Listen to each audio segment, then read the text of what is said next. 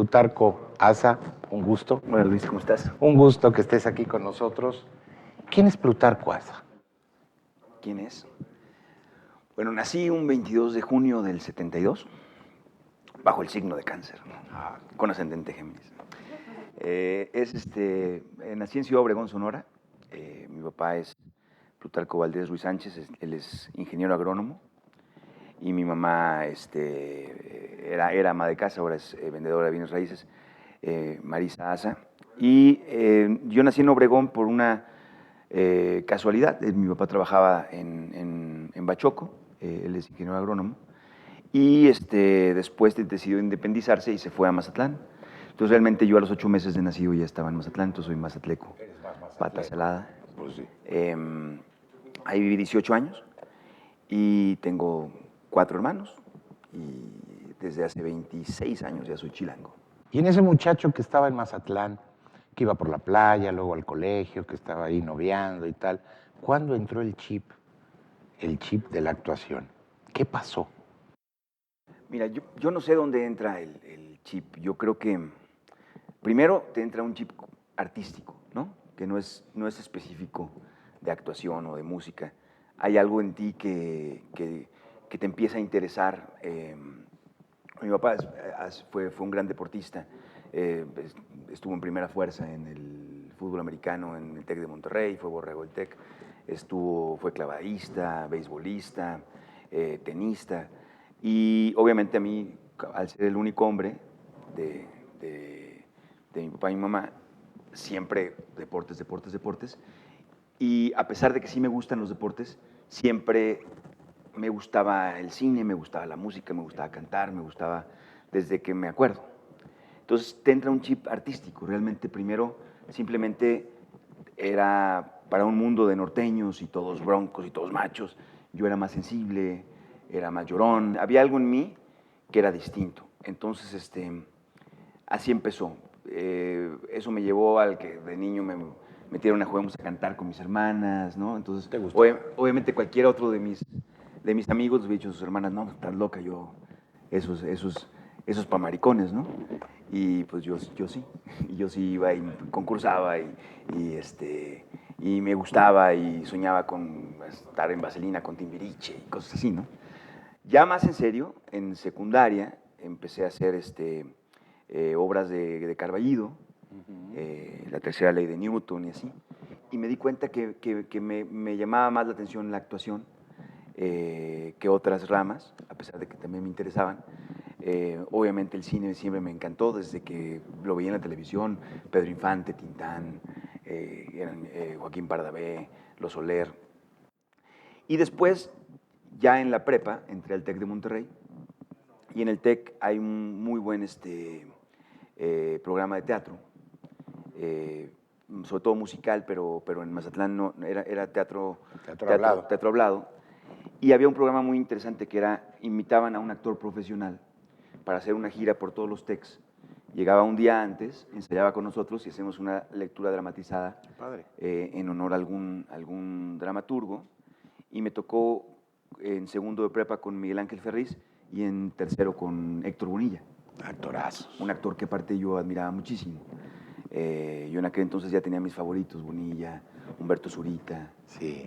Después Eduardo Palomo. Y entonces yo ahí, porque primero es que te gusta y que tienes una vena artística. Después, lo siguiente, que es como el primer filtro, es que tengas talento, o sea, que tengas facilidad para. Y que tú lo descubras. Sí, una cosa es que te encante la ópera, pero pues, la verdad si desafinas en la menor provocación, pues, te tienes que ir a otra cosa, porque por más que sea tu vocación y tu pasión, sí hay algo de cierta habilidad, de cierto talento que necesitas, que no sabes si tienes hasta que te paras en un escenario. Y en ese grupo de teatro terminé siendo el protagonista de la obra en el tercero de prepa, y ahí dije, yo me quiero dedicar a esto, y a los 18 años le dije a mi papá, me voy a estudiar a México. Sí, lo primero es demostrártelo a ti mismo. Puedo. Exacto. ¿Sirvo? Es que esa es una pregunta también, sobre todo para la gente joven, ¿Sí? Porque puedo tener grandes vocaciones, pero ¿sirvo para esto? Y es bien difícil, en la actuación es muy complicado porque no necesariamente tú puedes tener un sueño y admirar a Humberto Zurita, ¿no? Y y decir yo quiero ser protagonista de telenovelas y de películas. Y de repente resulta que tu talento va más hacia la comedia, ¿no? Claro. Y a lo mejor te frustra que no fuiste Humberto Zurita, pero descubres que puedes ser un gran Pardavé o un gran Chucho Ochoa. O sea, hay como hay muchas vertientes dentro de la actuación en las cuales puedes terminar siendo director, o puedes terminar siendo otras cosas. Entonces es un camino difícil porque nadie, incluso cuando yo ya sabía que tenía cierto talento, cuando llegas ya a la escuela profesional con maestros tan duros como los que yo tuve, piensas que eres un imbécil. O sea, Sí, realmente claro. dices, Ellos se ¿qué encargan hago yo? Se encargan de hacerte hacer ver que te sientas que eres un así. burro sensible Sí, y que te equivocaste y mira, tu papá te presiona de regrésate, seguro que quieres seguir en esto. Y tú, sí, claro, yo puedo. Y mientras tus maestros dicen, no, eres un idiota. ¿No? Entonces, me quedo, no me quedo. Entonces, siempre hay algo en ti que sabes, ¿no? Pero también tienes que estar escuchando a ver, porque a veces muchos compañeros míos, a lo mejor que tenían la misma pasión que yo, pero no tenían este talento que si te quedas, que si eres lo suficientemente terco, puedes crear un oficio sin talento y te puede ir bien. O sea, incluso hay gente sin Sí, talento con mucho oficio que le va bien. Pero obviamente lo ideal es que sí tengas ese esa talento. joyita en bruto, que de repente buenos maestros te la pueden ver o buenos directores y dicen, ahí está, aunque tú no lo sepas, y simplemente es cuestión de pulirla y pulirla y pulirla y pulirla hasta que si te va bien 20 años después, te vuelvas un buen actor, ¿no? Como Bueno, dice Meisner. y qué difícil, porque nombraste a tu papá. De repente le hablabas y te podía decir, vente para acá, ¿qué estás haciendo allá? ¿Qué pasó ahí? Qué difícil decirle a papá, oye, me No, quiero y siendo dedicar su a único esto. hijo hombre, imagínate. No quiero dedicarme a ser agrónomo Sí, en un mundo ni a vender machista huevos en en el cual a las Pachuca. mujeres todavía a mí me tocó, me imagino que todavía hay muchas familias así, en que las mujeres estudian MMC, ¿no? O sea, Sí. mientras me caso y no las toman en serio, lamentablemente, así me tocó a mí. Ahora, afortunadamente, ha evolucionado nuestra sociedad, aunque en muchos lugares sigue siendo así. Pues todo se lo apuestan al hombre, ¿no? Y tú eras el único hombre. El único hombre. Entonces, No, hombre. de repente, el único hombre resulta que dice que va a estudiar una carrera de mentiritas, que Porque en su cabeza sí, así. eso piensa, dice, pues que las niñas lo estudien no me importaría, pero tú, ¿no? O sea, tú no, tienes que ser un ingeniero, un abogado, un médico. Y eso sí, siempre he sido muy terco y siempre he tenido como muy claro qué es lo que yo quería. ¿Tú trabajabas mientras estudiabas en algo antes de la actuación? ¿Cuánto Yo primero trabajo? llegué a México a los 18 años por terquedad, ¿no? Mi papá me dijo, ok, pero estudia una carrera de veras en lo que estudias actuación. Entonces me inscribí en la Universidad de las Américas a estudiar administración y por pura casualidad llegué a una gran escuela, que es como de las últimas grandes escuelas de los grandes maestros de los que empezaron en los 60, finales de los 50 con poesía en voz alta y que terminaron un poco con mi generación y un poquito después, que son Caballero, Margules, Julio Castillo, Luis de Tavira, Juan José Gurrola, que a mí en esa época me sonaban a Juan Pérez, José Si no López, sabías no quién tenía era. ni idea de quiénes eran, ¿no? Yo llegué por casualidad a esa escuela, como pude haber llegado a la de Carlitos Espejel, o sea, no tenía ni idea. Entonces tuve un ángel, porque realmente llegué Fue suerte, ¿eh? fue una muy, Es muy buena muy buena suerte. suerte. Entonces yo llegué, vi en el pizarrón, se abrían curso con Quintanilla, con Caballero, con Juan José Gurrola, con creo que era Germán Castillo, Luis de Tavira y José Caballero me sonó. Eso debe ser un tipazo, es un caballero por lo menos es. Por lo menos el nombre, ¿no? Entonces entré con él y tuve una gran suerte, fue un gran maestro. Y entonces yo entré a esa escuela y obviamente el CUT y el NET en ese momento, el NET era el CUT de paga, ¿no? En las dos grandes escuelas uno era gratis y era de la universidad, y tenías que ser un propedéutico entre cientos de personas y terminaban solo un grupo reducido, y acá era de paga, entonces era más fácil entrar, pero de todas maneras era el mismo rigor. Entonces yo me di cuenta que no podía hacer dos carreras, o sea, que la carrera de arte dramático era una carrera en serio y de tiempo completo. Y que además era la que me apasionaba. Llegaba y me dormía en la administración y mientras estaba pensando en el ejercicio que tenía que hacer para mañana en actuación. Sobre todo porque estos profesores eran como tamizadores. Es decir, no es como ahora, pienso yo, que hay muchas escuelas de actuación, mucho todo, pero no hay ese... Parece que querían que no fuéramos actores. A mí me tocó Caballero, me tocó José Luis Ibáñez, me tocó Ludwig Margules, me tocó David Holguín, Lorena Massa. O sea, muy grandes maestros y aparte muy, muy duros.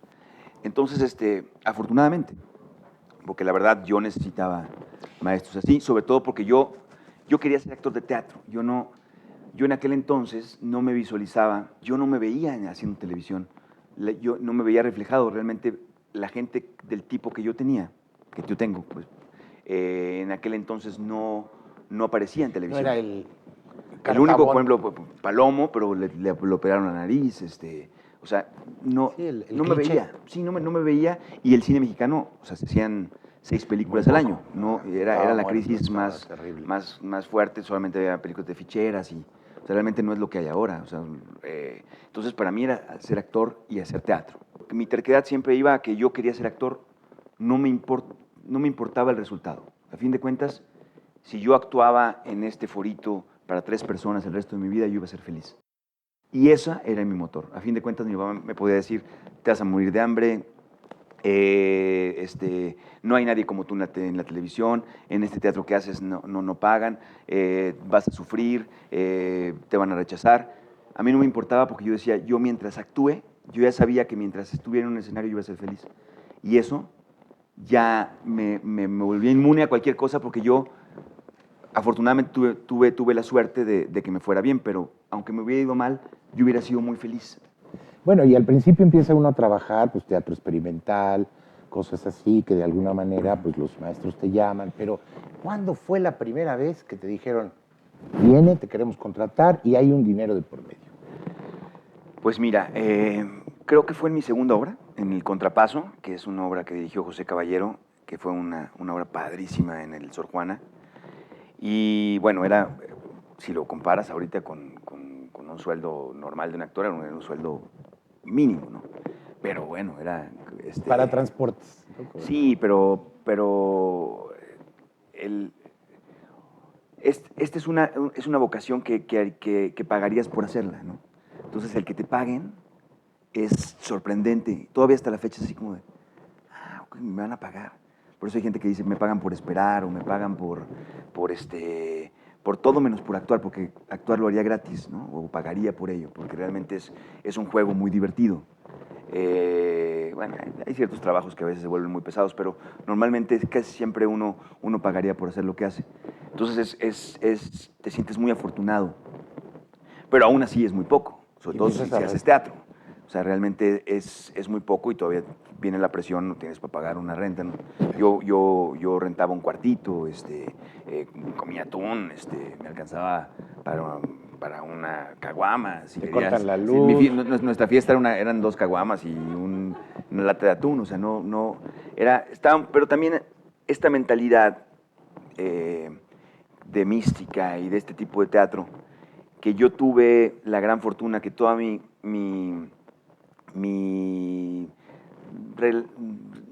relajación en la vida, por ser de playa y mazatleco y tal, combinado con este rigor, me hacía un balance muy interesante, porque muchos compañeros míos se volvieron extremos, ¿no? Extremos de esta filosofía del teatro pobre y el teatro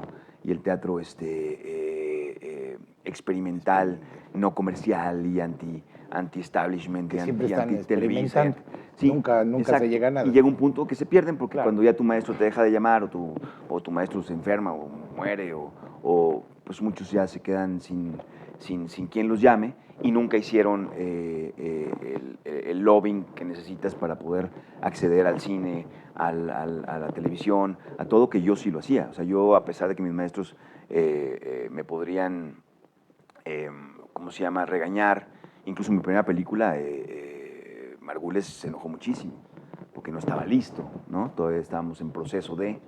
Y eso me evitó la entrada a su grupo de actores que o sea, medio me castigó un poco porque no fui disciplinado y no me negué al mundo comercial, trabajo, ¿no? sí. Al trabajo. que fue En el aire, que fue mi primera película, todavía estando en la escuela. Tuve mucha suerte y fue suerte de chiripa, porque estaban buscando a alguien que se pareciera a Jiménez Cacho. Mira. Querían, y yo tenía 19 años, 19, 20 años, y estaba haciendo el contrapaso, y Juan Carlos de Yaca estaba buscando, habían dos posibilidades de actores, Álvaro Guerrero y Daniel Jiménez Cacho para el protagónico, pero dependía de que encontraran a un doble de 18 años para la época de los 60s. Para Álvaro Guerrero tenía a Luis Mario Moncada y para Jiménez Cacho no tenía a nadie. Entonces me ve Juan Carlos de Yaca en el contrapaso y me empieza a hacer pruebas para hacer a Jiménez Cacho de joven. Entonces, una tercera parte de la película yo era el protagonista y después ya en los 20 y 30, de 30 y tantos y de 20 y tantos, ya era Daniel Jiménez Cacho. Incluso hay gente que no notaba el cambio, o sea, pensaban que Daniel había hecho toda la película. Tú cuando te dan un libreto de nuevas, que no lo conoces, no es un autor que tú ya hayas leído, que ya lo hayas mascullado. Cuando te dan un libreto y empiezas a leer ahí que tú eres José, ¿cómo empiezas a preparar? Pues mira,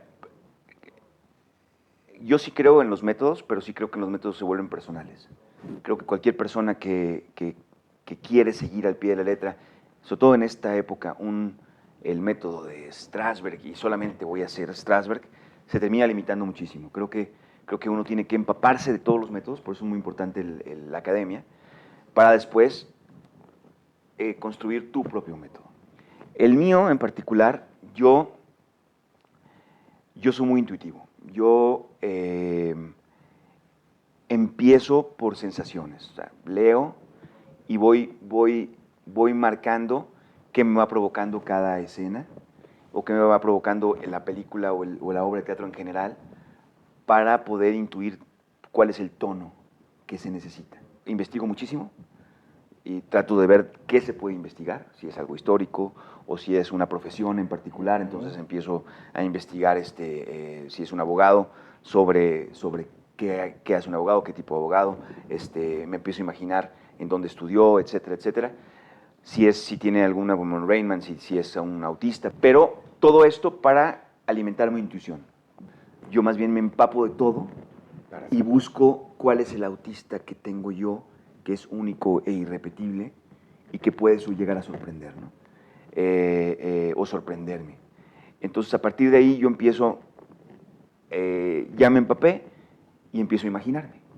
Y la imaginación es realmente el 80% de mi trabajo. Voy a empezar a imaginar, a imaginar, a imaginar. Y ya cuando puedo imaginar a mi personaje, ya lo puedo empezar a interpretar. El toque personal que cada uno le da es precisamente lo que lo hace único e irrepetible. ¿En qué se caracteriza Plutarco frente a otros compañeros, incluso algunos que admiras mucho y que has nombrado? En que todos mis personajes son narizones. Eso no hay remedio. Eso no hay remedio. Trato de cambiarlo, pero no, eso ni con maquillaje. No, mira, yo creo que todo mundo puede aprender a actuar, ¿no? O sea, hay ciertos métodos, puedes trabajar tu voz, puedes trabajar tu cuerpo, puedes trabajar puedes entender cómo llegar a una verdad, cómo sacarte de vicios y de cosas que te estorban para poder llegar a algo puro, etcétera. Pero creo que el estilo, que es el último toque que uno le pone, que a veces es bien difícil, porque uno tiene que decidir qué tanto estilo quieres tener. Porque hay actores que lo que quieren es desaparecer. O sea, quieren que su estilo sea que no los reconozcas, ¿no? Entonces dice, yo lo que quiero es que cada personaje sea tan distinto que tú no sepas quién lo está interpretando, ¿no? Yo creo que yo siempre busco los puntos medios. A fin de cuentas, un actor que desaparece en cada personaje y que nunca lo puedes reconocer, ¿por qué vas a ir a pagar a verlo, ¿no? Porque a fin de cuentas tú vas a pagar, tú quieres ir a ver a Pacino en el teatro porque quieres ver al Pacino, obviamente interpretando El Mercader de Venecia, pero quieres reconocer al Pacino, no quieres que de repente digas, ¿cuál de ellos era Pacino, no? Pero tampoco quieres volverte un cliché, que de repente tu personalidad sea tan fuerte que todos los personajes terminas adaptándolos a tu personalidad te y los entonces terminas traicionando el texto. Claro. Yo sí creo que hay que encontrar un punto medio, pero siempre en servicio del texto y de últimas del director. O sea, a fin de cuentas, tú eres alguien que está a servicio de. Y el estilo se lo pone, a fin de cuentas, que en tu pregunta que me decías, ¿cuál es tu estilo personal? Creo que tu estilo es qué tanta vida tienes. Y por eso es muy importante para el actor vivir. Y vivir no es nada más como lo entendían en los 60s cuando Mendoza les decía, váyanse a vivir, y se metían de todo y hacían de todo. Y al rato ya decías tú, ya no te llamaban porque eras tal desastre, pero qué vividote estás, ¿no? No es por ahí, sino realmente que toda la vida te importe. Que cada aspecto de lo que vas viviendo y de lo que se vive alrededor tuyo y de lo que se vive internacionalmente y en otros mundos de ser posible, te afecte, te haga pensar, te haga tomar una postura frente a todo, y eso al final cuando lo vas a terminar reflejando en cada interpretación que hagas. Y por eso se nota cuando un actor es totalmente rojo e izquierdoso y todos sus personajes siempre notas que hay algo de él que te quiere decir su filosofía de la vida. Habemos otros que somos más en los puntos medios, pero tenemos siempre un punto de vista y ese punto de vista se termina colando entre el punto de vista del director. Así sea Ripstein, que Ripstein te aprisiona a su visión, pero siempre vas a notar a Arcelia Ramírez allí, vas a notar a Plutarco Asa, vas a notar quién es él y te va a hacer que conecte con gente parecida a ti o gente que busca alguien como tú. Y entre más tu mundo sea más universal, más vas a conectar con más personas, ¿no? Entre más tu mundo sea pequeño y cerrado, prejuicioso, pues vas a conectar con un grupo muy cerrado de personas. Pues a fin de cuentas creo que tu estilo tiene que ver con cómo ves el mundo. Entonces tienes que empaparte y nunca quedarte atrás. Yo creo que tienes que ir siempre junto con tus tiempos para seguir vigente y para que tengas un estilo que conecte siempre con la gente y con los directores que quieren decir algo y dicen, quiero que lo diga él y no él. Porque llega un punto en los castings, por eso se dejan de ser personales, que ya no se trata de que haces casting para ver si eres buen actor o mal actor. Haces casting y los 5 que quedan, puedes quedar, en mi caso, ¿no? Juan Manuel Bernal, José María Jaspic, Julio Bracho, Miguel Rodarte y Raúl Méndez. Todos buenos actores. Sí. Pero a fin de cuentas, al final es quién quiero yo que diga mi historia. Y a veces te ganas el casting en el café que te tomas con el director, o en cómo miraste, o en cómo te ve mirando a una chava, o en cómo te ve escuchando una historia. Y dice, eso quiero yo. Y eso tan sutil solamente lo puede dar tu vida. No lo puedes inventar. Puedes tener una gran voz, pero no puedes inventarte ese extra que ni siquiera es talento. Es cómo ves el mundo. Es el conectarse. Sí, es cómo analizas el mundo, cómo vives, cómo amas, cómo eres papá, cómo eres hijo, cómo eres ciudadano. Y yo creo que eso sí lo puedes trabajar desde que empieza tu carrera. Y eso es lo último que se ocupan a veces los chavos actores, que yo lo noto mucho, que se ocupan mucho en su look, en su manera de, me voy a vestir como Diego Luna, entonces voy a parecer Diego Luna. Y no está mal, a fin de cuentas, creas un role model y lo vas siguiendo. Pero mientras tienes que leer, tienes que ver cine, tienes que leer el periódico, tienes que salir a vivir, tienes que salirte a un bar, tienes que observar a la gente. Nunca, algo que es triste cuando uno se vuelve conocido, es que uno ya no puede ver tanto a las personas. Uno termina siendo el visto. Y antes era padrísimo que yo era el que me ponía a la mesa en la que yo veía a todos, ¿no? Y entonces, como esponjita, ibas agarrando de todos y algún día los ibas a utilizar. Y ya no sabes ni cuándo, pero los utilizas, porque utilizas cómo caminaba aquel, cómo veía aquel, los que estaban peleando en otra mesa. Como el pintor. El mesero, exacto. Como un pintor. La actuación es construir constantemente. Desde que construyes un personaje, desde que todo parte de una idea hasta que llega a esa escena. En esta construcción, ¿qué tan importante es que el actor esté formado? ¿Hay un fin a esa formación? Sí y no. Yo creo que hay una etapa de formación que empieza con tu escuela, tus primeros trabajos, etcétera, y que tiene como una curvita muy interesante, en la cual te van cayendo 20, pero a 1000 por hora, ¿no? Y yo creo que por lo que uno nunca para de crecer es porque luego viene una etapa en la que naturalmente viene una deformación, porque a uno se le acaban los trucos, ¿no? A veces antes, a veces después, todo depende de lo que hablamos hace rato, que era de qué tanto te vas renovando y qué tanta vida sigues absorbiendo, o cuando el actor dice, ya llegué y ahora sí voy a mi casa y tal, y preparo todo desde mi casa y ya no tengo contacto con la gente, y te empiezas a aislar, y entonces eso te empieza una deformación, y eso es lo que uno tiene que evitar. Uno empieza a caer en clichés, uno empieza a repetirse, uno empieza a saber, sí, ya sé llorar, entonces, pero no, pues no todos los personajes lloran igual, no todos los personajes ríen igual, y mientras te sigas alimentando internamente, vas a seguir creciendo y vas a evitar esa deformación. Otra cosa es que uno tiene que tener mucha paciencia. Uno quiere ser actor, buen actor luego. Uno quiere ser buen actor saliendo de la escuela. Uno se vuelve un buen actor, entre comillas, porque a veces, o el mejor actor que tú puedes llegar a ser, prácticamente en la marca de los 20 años de que empezaste a actuar. O sea, son 20 años de aprendizaje, de esa primera curva. Y curiosamente, incluso los que eran malos cuando empezaron, 20 años de hacerlo, terminas diciendo, ese no era malo, y ahora resulta que ya actúa bien. Sí, Algo pasa. sucede, algo hace clic a los 20 años de estar ininterrumpidamente practicando tu oficio, que en cuestión de oficio ya eres un buen, como los carpinteros o como los pintores, ya haces bien tu oficio. A partir de ahí, la manera de crecer es no deformarte, ¿no? Y para no deformarte hay que seguir leyendo, hay que seguir viendo a otros actores, hay que seguir yendo al teatro, hay que seguir viviendo la vida. Seguir captando, seguir viendo. Completamente. Y bueno, hablando un poquito de la televisión, porque estamos hablando de lo que es el teatro, de lo que es el cimiento, pero sabemos que la televisión es muy importante, es básica. De Bisbirige a Mirada de Mujer, ¿qué pasó?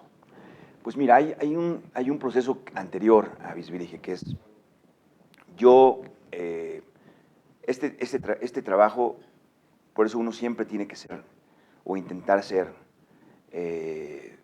lo más decente posible con toda la gente que te va rodeando desde que empiezas hasta que acaba tu carrera. Porque nunca sabes de dónde va a salir.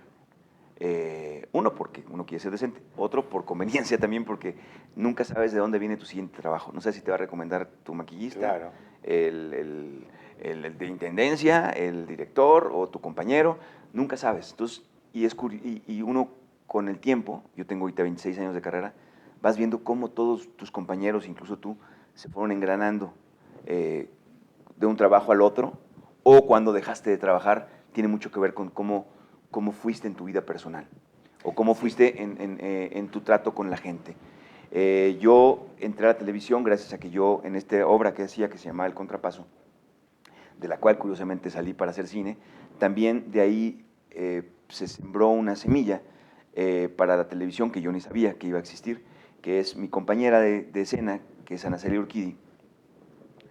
Resulta que hicimos muy buena química, me vio ahí empezando haciendo mis pininos con este personaje que se llama Jasperino, me acuerdo, que era como el acompañante del protagonista. Algo vio en mí, algo le cayó bien, que cuando ella después se volvió jefa de casting en Televisa, me empieza a llamar a mis primeros trabajos, ¿no? Me llama a Si Dios me quita la vida, que fue mi primera novela, aunque antes había hecho como casi extreadas, mi primer personaje que duraba 20 capítulos, entonces ya era un mesero, pero a fin de cuentas era alguien que ya tenía una cierta historia. De estas cosas que uno nunca debe tomar por sentado o menospreciar ciertos personajes. Tengo una anécdota muy curiosa que en Si Dios me quita la vida, que dirigía Jorge Fons. Eso te iba a decir, dirige Fons. Jorge Fons. Yo vengo del teatro, entonces para mí no es que yo dijera, no hay papel chiquito, ¿no? Simplemente mi manera de trabajar siempre era la misma. Yo ya había hecho en ese momento, ya había hecho Macbeth, de 21 años. Y aquí un mesero lo hacía igual como si hubiera hecho Macbeth. Entonces me dieron mis 20 capítulos y yo dije, ok, este tiene este papá y viene de acá y viene de allá, y le empecé a hacer toda mi historia, toda mi biografía, hice mi diario.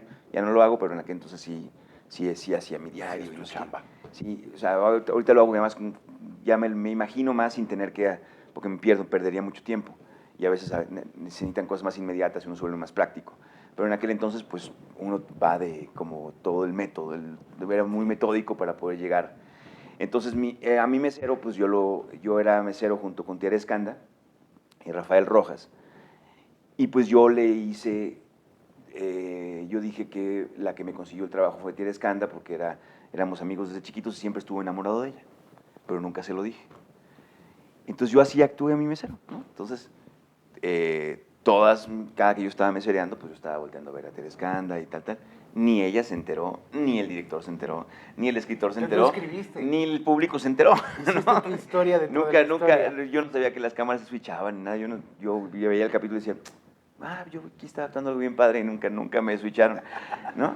Entonces, pero bueno, por un lado, yo lo recomiendo porque es mucho más divertido. Claro. O sea, es más divertido actuar así que llegar nada más a decir, yo tengo que ser la secretaria y tengo que dar pasar el teléfono a... Créate tu back, tu historia. Sí, porque es mucho más divertido. Pero tiene a veces resultados mágicos, porque a mí acaba mi participación y yo pues realmente nadie se enteró que yo estuve en esa novela, ¿no? Pero me llama Mana Celia y me dice, ¿tienes un llamado más? Le dije, pero si ya acabó todo. Sí, pero es que es el funeral de Tere Escanda. Había pasado como un mes y medio. El funeral del personaje de Tere Escanda que muere mientras da a luz. Y entonces, pues hay que llenar de extras, ¿no?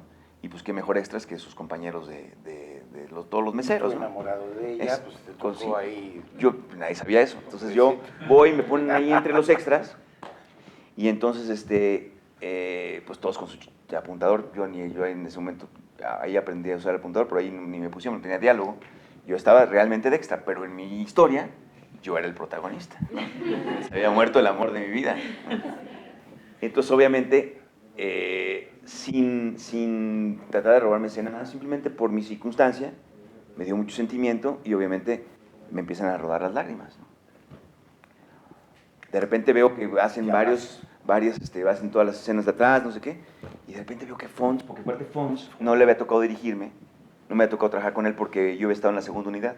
Esta era mi primera escena con Fons, un gran director de cine mexicano. Enorme, Jordi. Y llega y se me queda viendo, ¿no? Y me dice, y a ver, pongan una cámara aquí, ¿no? Y pum, ponen la cámara ahí, ¿no? Y ¿cómo se llama? Y me hacen mi primer close-up en la historia. Acaba todo y se me acerca y me dice, a ver, tengo mucha curiosidad, ¿por qué llorabas tanto, no? Digo, pues, ¿cómo no? Si mi personaje desde chiquito estaba enamorado de Tere Escanda y tal, le cuento todo.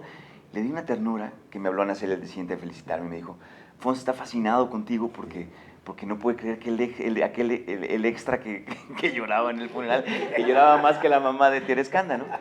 Y así me gané mi primer close-up y a fin de cuentas eso hizo que Nacel y Urquidi,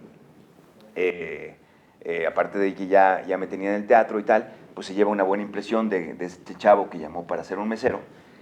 Y más adelante, ella se va a Argos. Argos hace la primera novela para TV Azteca, que es Nada Personal, y la segunda es Mirada de Mujer. Y entonces me llama para ser al hijo de Angélica Aragón, para hacer casting, ¿no? En Mirada de Mujer. Entonces todo se engrana, a fin de cuentas.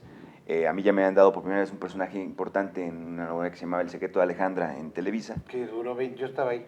Ah. Duraron 20 capítulos, pues fíjate, nos cortaron a la mitad. ¿Cómo es el destino? Me llama, hago Bendita Mentira, me llama Lozano para hacer, Jorge Lozano, para hacer El secreto de Alejandra, y le digo, es que me quedé en un proyecto que en aquel entonces se llamaba La Señora D, pero ya hasta que nadie lo ve, no sé qué. Le digo, pero es que es Toño Serrano, que yo había visto Sexo, Pudor y Lágrimas en el teatro y me había fascinado, y era un director que me gustaba mucho. Ana Celia, que creía en mí, era Angélica Aragón. Entonces yo le dije, es que ya me comprometí, pero acá vas a ser el novio de Angélica, vale.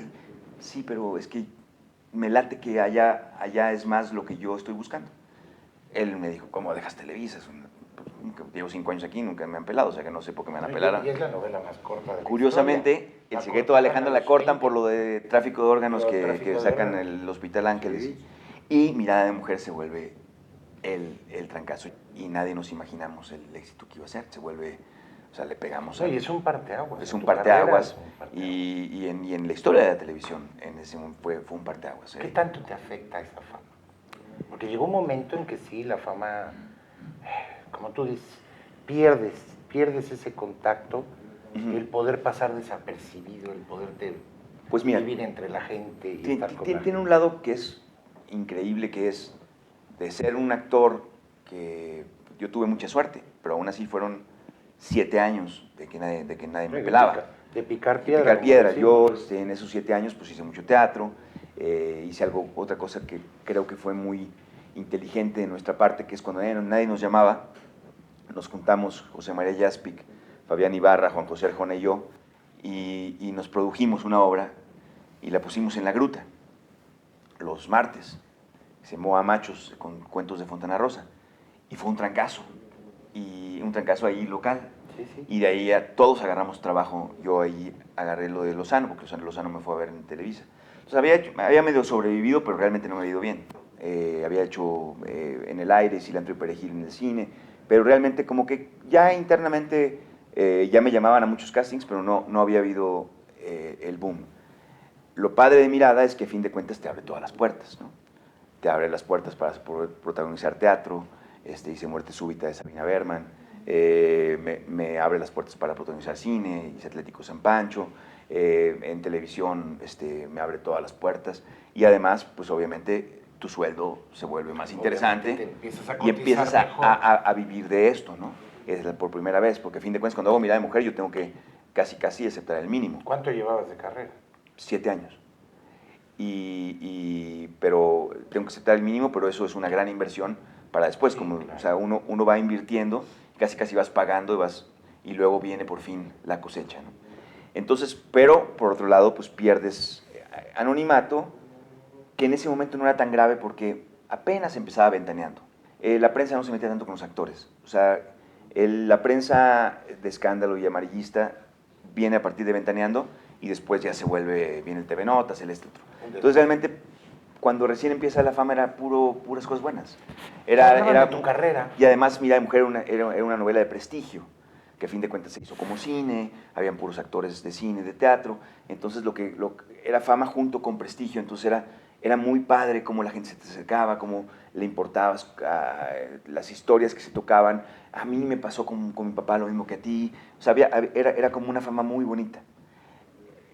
Ya después, como unos 5 años después, viene todo el boom de la prensa amarillista y ahí te puedo hablar del lado oscuro de la fama, ¿no? Todo lo que ya es el precio que tienes que pagar por una carrera exitosa.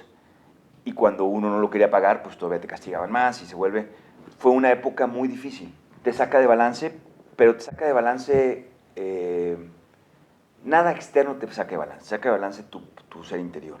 A fin de cuentas, si tienes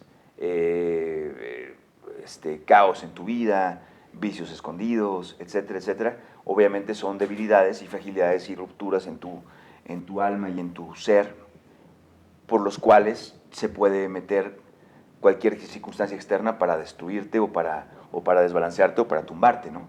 ¿Algún momento llegaste a decir ya? Muchas veces, pero ¿cómo le hacía si eso implicaba dejar de actuar? Entonces yo sí estaba dispuesto y de hecho regresé a mis bases y empecé a hice un par de obras en el Galeón y hice la película de Ripstein. Empecé a irme a proyectos que me llenaran como actor y a aislarme un poco del resto, ¿no? Es muy difícil de ignorar porque no eres un ente aislado. Y realmente por lo que yo no podía ignorar del todo, o uno no puede ignorar del todo a veces lo que implica la prensa y todo, es que pues necesitas difundir tus proyectos, o a lo mejor no tú, a lo mejor tu productor te dice, oye, por favor, Sí, obviamente, haz sí. una conferencia de prensa, y pues llegas y lo único que te preguntan es de tu vida personal, pero bueno, uno accede, pero por otro lado, mientras tú sepas que lo que quieres es actuar, pues ya el resto no te importa, y sabes que a final de cuentas, la mayor parte de la gente al final van a saber quién eres, ¿no? Y quién eres parte de todo, sí, también eres una persona con defectos, pero eres un actor que lo que ha querido siempre es brindar una interpretación lo más verdadera posible para que el público, que yo creo que es el fin de la actuación, para que el público se pueda identificar, pueda entrar en una catarsis y pueda entender al ser humano de una mejor manera, y de esa manera podemos crecer todos como seres humanos. Ver nuestros defectos reflejados, ver nuestras virtudes reflejadas, y a fin de cuentas el otro se va, lo analiza y dice, voy a ser una mejor persona. Y eso es realmente lo que yo quiero ser como actor. Y si eso lo sigo haciendo, pues todo lo demás vale un cacahuate, porque eso es mucho más poderoso que cualquier portada del TV Notas, ¿no? Sí. ¿Tú qué consejo entre este asunto, y aparte como actor con sustento, con cimientos, le puedes dar a las nuevas generaciones? Mira, con respecto a lo primero, yo creo que a mí no me gusta decir, y me cuesta mucho trabajo cuando escucho a los actores veteranos, decir las nuevas generaciones hacen esto que nosotros no hacíamos. Mentira. En todas las generaciones y en todos los tiempos siempre ha habido gente que busca la fama, gente que busca el arte, gente que busca dinero, gente que busca fiesta, siempre lo hay. Yo creo que no es un defecto de esta generación. Creo que esta generación lo que tiene es que tiene un acceso directo hacia la fama sin precedentes, ¿no? por el internet. Si quieren ser actores para encontrar fama, creo que en este momento es bien fácil dar el consejo porque es el camino más largo para encontrar fama. O sea, realmente, pues mejor hagan otra cosa. La actuación te va a llevar por un camino mucho más lento, porque primero tienes que convencer a todo el mundo de que sabes hacer bien tu oficio para que te llamen, y luego tener la fortuna de que son garbanzos de libra, de tener un proyecto que tenga una repercusión que te lleve a una fama. Ya ahora son garbanzos de libra tener una película importante, y aunque tengas una película importante, nosotros los nobles les pasó, ¿no? Hacen la película, la película más taquillera en la historia del cine mexicano, y en 3 meses aparece Derbez con la suya y ya te desbancó y se olvidaron de la tuya, ¿no? Es muy efímero. Sí. Entonces realmente no busques la fama porque es efímera, porque a fin de cuentas es un satisfactor muy inmediato que dura muy poco. Y si crees, te vas a decepcionar a fin de cuentas es como, digamos, como el sexo casual, ¿no? O sea, no te voy a decir que no está rico, Está bueno el anécdota. pero se te va a olvidar en 2 segundos y ¿cómo se llama? A fin de cuentas, hazlo, pero no tengas expectativas de que eso va a ser lo que buscas en la vida, ¿no? A fin de cuentas, cuando buscas algo con más carnita, que tenga pasión, amor, que te haga despertarte todos los días orgulloso de lo que estás haciendo, feliz de irte a trabajar a algo que te da tanto placer, y que vos voltees a ver a todos los demás que van a su oficina, Godín, y dices tú, qué afortunado soy. O sea, realmente me pagan por hacer esto, por ir a jugar, por ir incluso en una serie como la que estoy haciendo, como El Señor de los Cielos, que es tan polémico todo este tema, y que si deberían de tocarlo o no. Para mí, a fin de cuentas, ni estoy pensando que estoy haciendo una narcoserie o no. Yo voy a jugar a los policías y ladrones. O sea, para mí, llego, me dan una metralleta y me empiezan a perseguir, y yo mato a no sé cuántos, como si fuera niño chiquito. Entonces, ¿estás jugando? Ese es mi juego. Y mientras eso sea lo que te motiva, vas a ser muy feliz. Si te motiva de que cuántos premios va a ganar, o cuánta lana te van a pagar, o cuántos autógrafos te van a pedir, créeme que al final te vas a aburrir, porque a fin de cuentas te va a cansar la mano, te vas a hartar, vas a terminar aislado y triste y deprimido. Pero si buscas lo que es la actuación, como simplemente pura actuación, quiero un personaje, quiero interactuar quiero que un público me vea y quiero vivir lo que es la ficción, vas a ser muy feliz. Tengas dinero, tengas fama o no tengas, vas a ser muy feliz cuando te vuelvan a llamar. Mañana tengo que ir a dar la carta. Vas a ser muy feliz porque realmente es una profesión que vale mucho la pena. Maestro. No, hombre. Te agradezco muchísimo. Muchas gracias por esta entrevista. Siempre es padre poder recibir preguntas inteligentes que te hacen cuestionarte y te hacen salir y decir, ah, mira, pienso esto, ¿no? Porque realmente uno no sabe qué piensa hasta que no se lo preguntan. Porque no estás en tu casa diciendo, a ver, ¿qué piensas sobre la actuación? Te hace reflexionar. Te hace reflexionar y crecer. Muchas gracias. Pues un placer, un gusto. Gracias. Un gusto. Y pues nos quedamos con la clase. Acá. Claro. Ahora sí que empiece. ¿Cómo has manejado a lo largo de tu carrera la relación con los distintos tipos de directores? Porque, por ejemplo, ahorita dijiste que en algunos te tenías que autodirigir, otros así como que no tenían claro lo que querían. O sea, ¿cómo te relacionas con ellos? ¿Cómo los abordas? ¿Cómo te comunicas con ellos? Siempre llevar un plan B. Siempre imaginarte cómo te dirigirías tú, ¿no? Pero como plan B, no casarte con esa idea. Cuando lo estás estudiando, tratar de visualizarlo, tratar de imaginarte, tratar de marcarte un trazo tú. Y eso te va a defender muchísimo de los directores que no hacen su tarea. O sea, que a fin de cuentas tú ya vas a tener que estar medio dirigido, ya vas a traer una propuesta. Que cuando hay un buen director, tu propuesta termina no siendo la que se queda. Por eso no hay que casarse demasiado con eso, porque hay muchos sectores que se vuelven realmente muy difíciles, porque ya traen una idea y el director empieza a batallar, a tratar de quitarle su idea, porque obviamente su visión es la que importa. Pero siempre tenerla como plan B, siempre darle tu propuesta. A lo mejor tu propuesta lo puede sorprender y a lo mejor le puede gustar, y si no, por lo menos sabe que hiciste tu trabajo y entonces confía mucho más en ti. Entonces siempre tratar de traer una propuesta para defenderte de los medianos, sobre todo en la televisión, que hay muchos que nada más son directores de tráfico, ¿no? Que te dicen tú a la derecha, tú a la izquierda, y tú te quedas en blanco diciendo, ¿y cuándo me va a dirigir? Y 3-2 y no traes nada. Entonces en ese 3-2 tú tienes que traer una propuesta. Y por otro lado, si no funciona, por lo menos el director ya sabe que eres un actor profesional. Comentabas hace rato que todo actor le imprime un toque de su propia esencia a cada personaje, ¿no? Pero ¿en qué momento ese toque de su propia esencia se vuelve vicio del actor? ¿Y qué tan viable es apoyarse de esos vicios después? Porque ocupas diferentes recursos y luego mencionabas que cada actor repite recursos de repente para trabajar un personaje en escena. Yo creo que el estilo tiene que partir de adentro hacia afuera. Así, a fin de cuentas, el estilo se tiene que notar porque tienes una personalidad tan interesante que se imprime en tus trabajos. No porque tienes ciertos gestos tan tuyos que dejas que pasen hacia el personaje y entonces se vuelve un vicio. Porque esos gestos te los tienes que deshacer. O sea, cuando te empiezas a ver y dices, híjole, siempre me hago así en los ojos, ¿no? Y todos mis personajes hacen lo mismo, eso entorpece tu interpretación.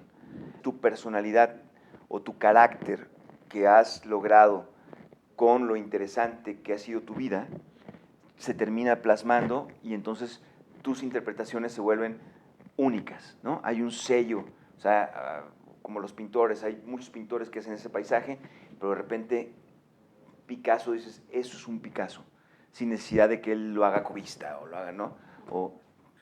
En cambio, Dalí sí se volvió un cliché de sí mismo. Llega un punto en que ya hacía todo tipo Dalí para que se pudiera vender, y eso es un vicio, y eso termina cansando a la gente, la gente le cansa verte.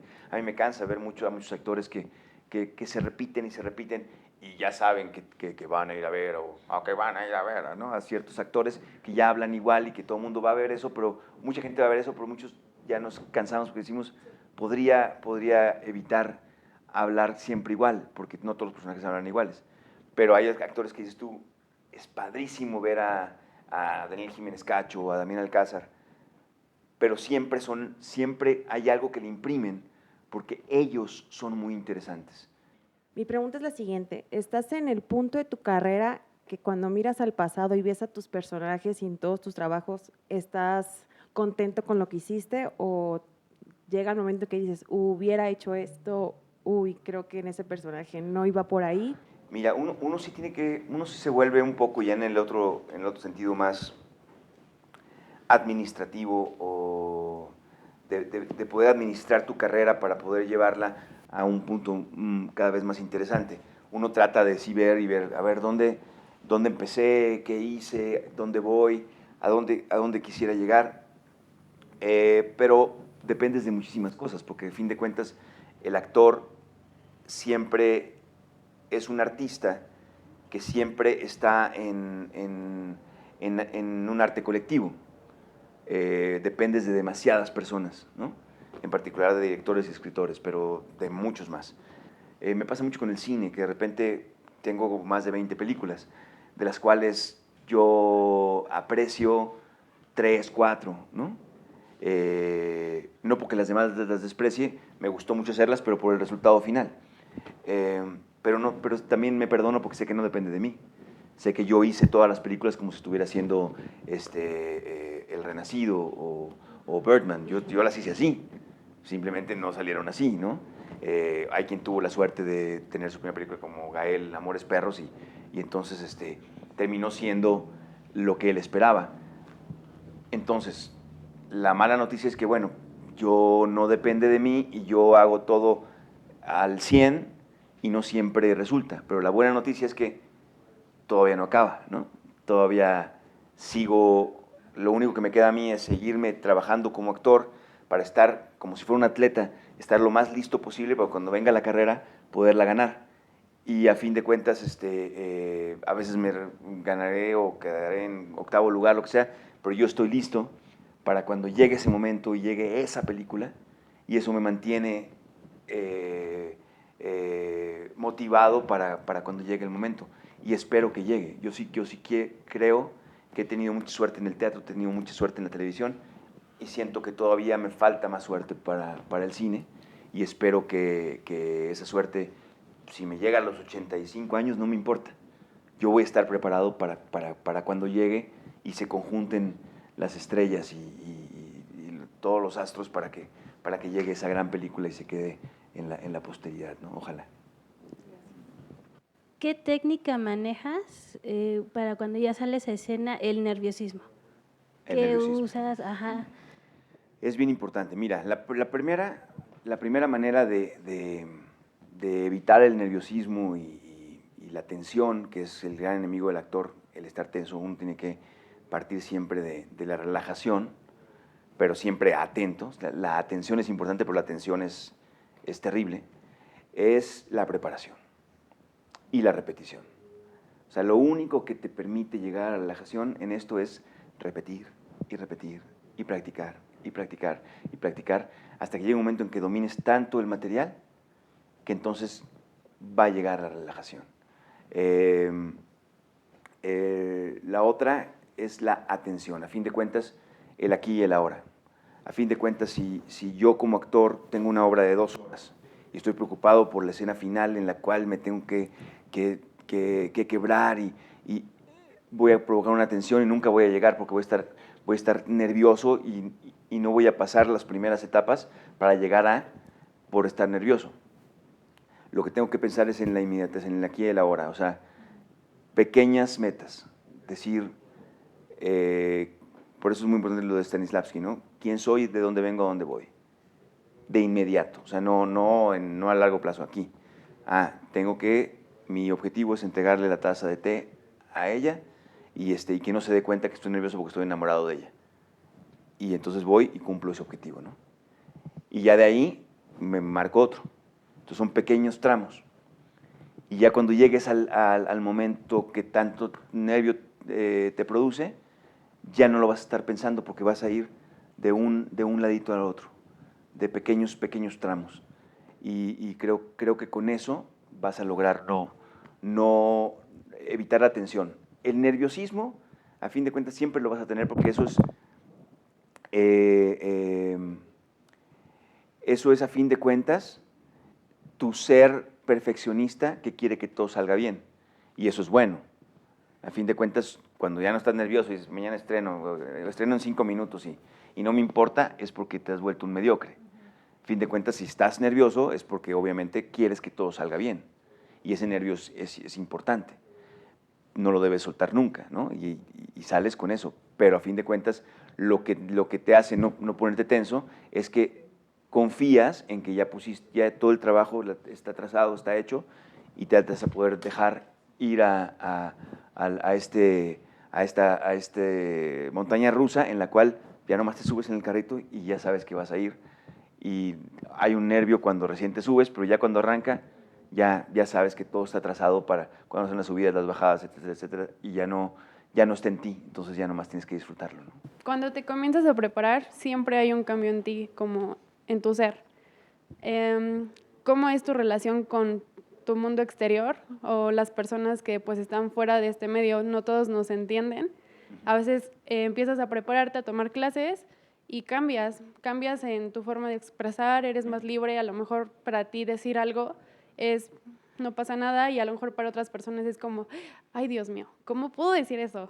Pues mira, hay algo de esto que sí tiene que ver con la mística y con la magia de nuestra profesión, que sí creo que es como los magos, que sí hay ciertas cosas, ciertos secretos de los que no se debe hablar con todo el mundo, porque ni lo van a entender y además le quita un poco el chiste.